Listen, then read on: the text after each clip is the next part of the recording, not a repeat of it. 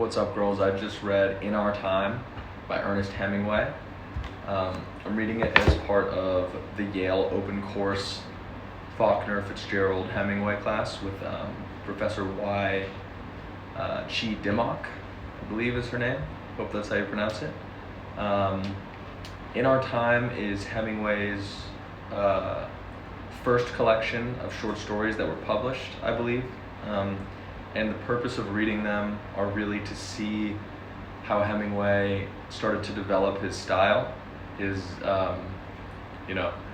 famous minimalist style that is kind of one of the big pillars of American modernism, and it's really cool. There's probably 16 stories in this collection, and it almost kind of feels like a map of all of the different things that Hemingway will then write about throughout his career. There are there's a story about bullfighting.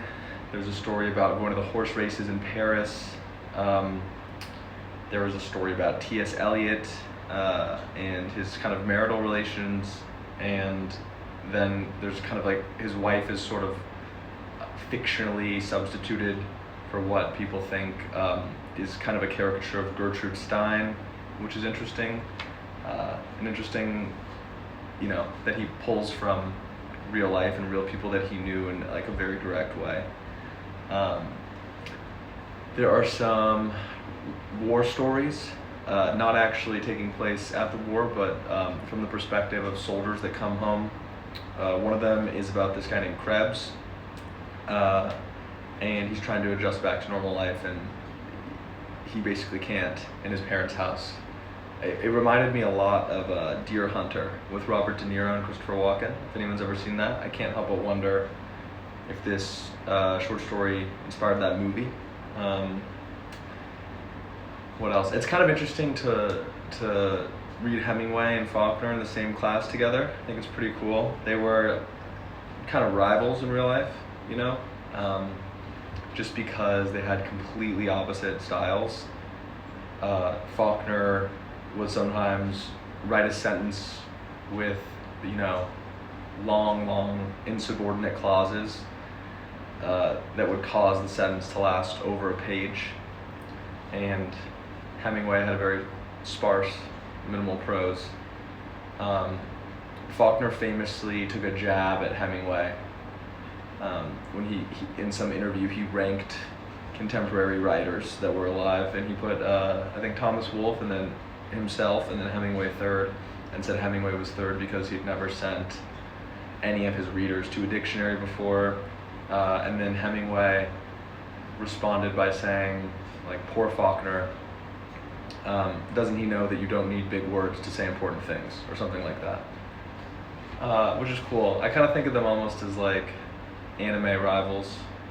Like, there's not really animosity, but they're just have opposite philosophical beliefs about the way that writing should be done, and so they kind of use each other to compete, which is cool. That's kind of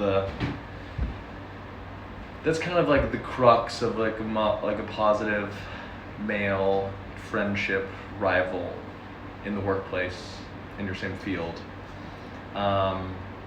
He has a story called Indian Camp in this collection, in which a white doctor goes to an Indian camp and he's helping deliver a baby for a pregnant Indian woman, and she's going through so much pain that her husband basically can't take it, and he covertly takes his own life.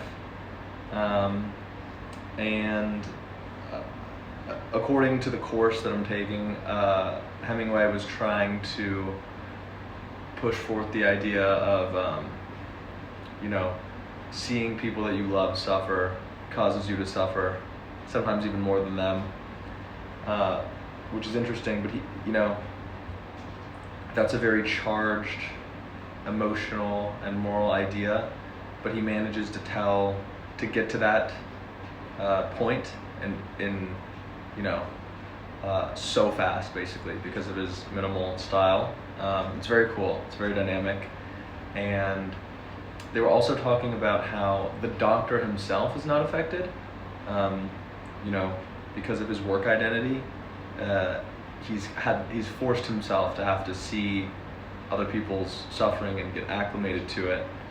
Um, and he says something along the lines of like, I don't hear her screams because they're not relevant to what I'm doing.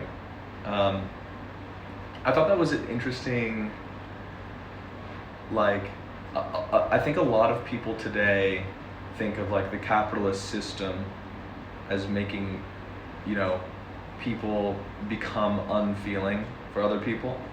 But this is kind of an interesting circumstance of like work identity being taken out of a political or economic system.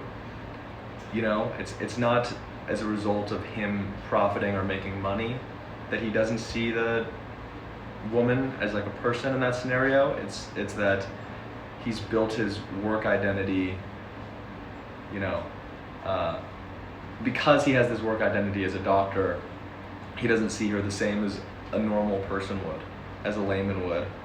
And, you know, that's not morally wrong. He's a doctor. He's helping deliver a baby.